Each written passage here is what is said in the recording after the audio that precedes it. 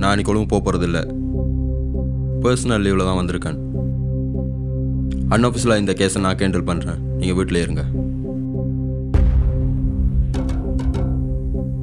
என் தங்கச்சியை கொண்டது யாராக இருந்தாலும்ப்பா, இண்டையிலேருந்து அவங்கள கண்டுபிடிக்கிற மட்டும்தான் என்னோட வேலைப்பா.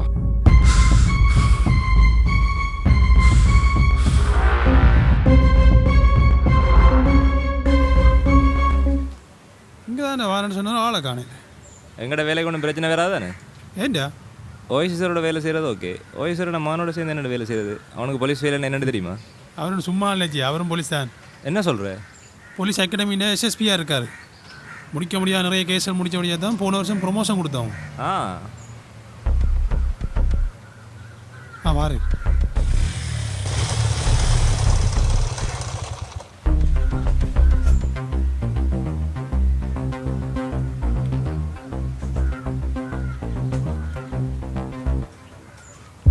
மற்றவனை ஏன் கொண்டிருக்காங்கன்னு கண்டுபிடிச்சிங்களா?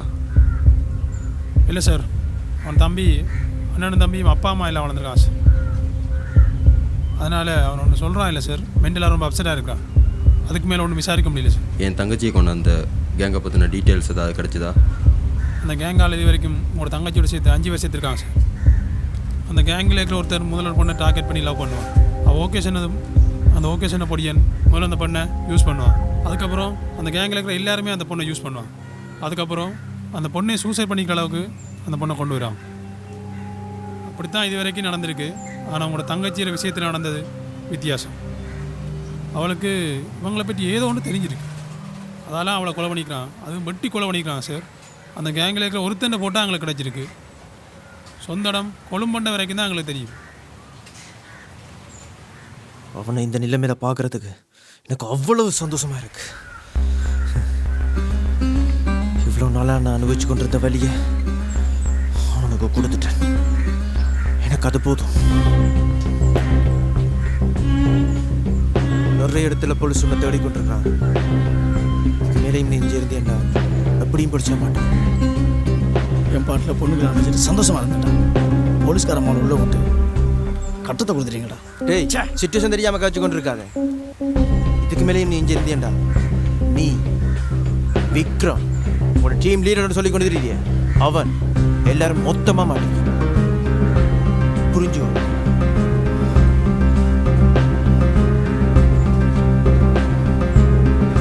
அப்படின்ட்டு அண்ணா நீங்கள் தானே ரவீன் கேஸ் சம்மந்தமாக அவங்கள விசாரிக்க வந்திருக்கோம்.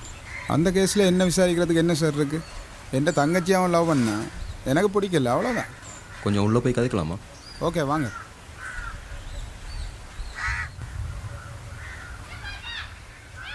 ஃபோனை விட்டுறா, ஃபோனை விட்டு.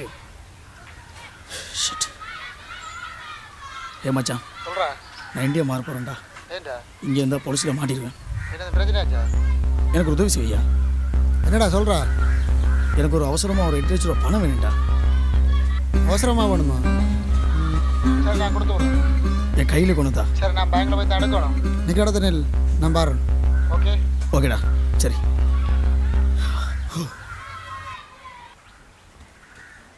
பிரவீனோட கொலை கேஸில் எங்களுக்கு முதல்ல உங்கள் மேலே தான் சந்தேகமாக இருக்குது. என்ன சார் இப்படி சொல்கிறீங்க? அவங்க 2 பேரும் லவ் பண்ணாங்க, எனக்கு பிடிக்கல, சும்மா விரட்டி விட்டான், அவ்வளோதான். அதுக்கு மேலே எனக்கு ஒன்றுமே தெரியாது. அன்னைக்கு உங்களை பிரவீன் பஸ் ஸ்டாண்டுக்கு வர சொல்லும்போது நீங்கள் போனீங்களா?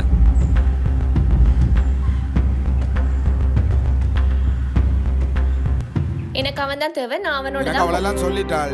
தேவையில்லாத வேலை பார்க்காத. உனக்கு என்ன பற்றி நல்லாவே தெரியும். சொல்றத இல்ல, நான் அவனோட தான் சொல்றத எனக்கு அவன் தான் தேவை. உனக்கு சொல்றேன் சொன்னா கேட்கணும். அவனுக்கு இப்படியெல்லாம் ஆகுமெண்ட் நான் நினைக்கவே இல்லை. ஓகே, நாங்கள் உடனே வரோம்.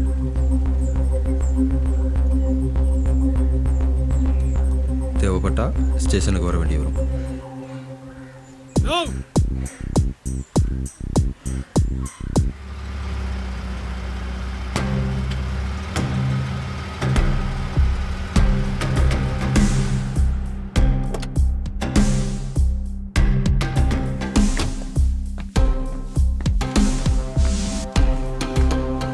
கொஞ்சம் வெயிட் பண்ணு, ஆள் உள்ள போட்டு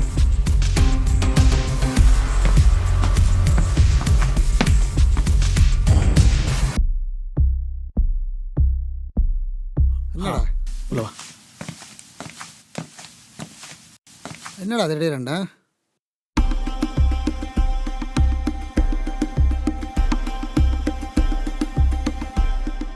ஆ உமச்சி என்ன வந்த ஆமாடா மச்சான். உமச்சி நான் அதுக்கு தான் அவன்கிட்ட சல்லி கேட்டேன்டா. சரி எப்படி போகிற? நான் போட்டில் தான் போகிறேன்டா. இங்கேருந்தா சிக்கலாக விடும். உனக்கு தெரியும் தானே, அதான் அவன்கிட்ட சல்லி கேட்டேன். மச்சான் போலீஸ் என்ன சொல்கிறேன்? என்னடா சுத்திட்டாங்க.